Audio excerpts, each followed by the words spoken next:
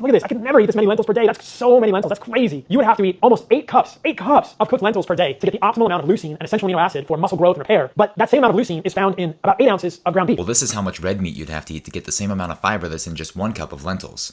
Actually, there's no amount. You can't get fiber from red meat, and that's why it's unfair to make these kinds of comparisons. Every food has a different nutrient profile and can serve a different purpose in your diet. You're allowed to eat plant foods for their fiber and their beneficial phytochemicals while also eating animal foods for their higher protein content. That being said, there are still plenty of plant foods that are high in leucine, like black beans, which have more leucine per 1 cup serving than a 3-ounce serving of beef. This whole argument reminds me of how carnivores tell you to stop eating plant foods because of anti-nutrients, and then that leads to you being vitamin C deficient, and then you have to eat a ton of organ meats to try and get enough vitamin C, instead of just eating the plant foods that are naturally high in vitamin C. They're creating a problem that they then have to solve in a really weird way. So Paul, I know for some reason you think you're only allowed to have one type of food in your diet, but you are allowed to have some variety. And sometimes the best foods for you are not the ones that are the most nutritionally well-rounded, because there's more to food and health than just vitamins and minerals.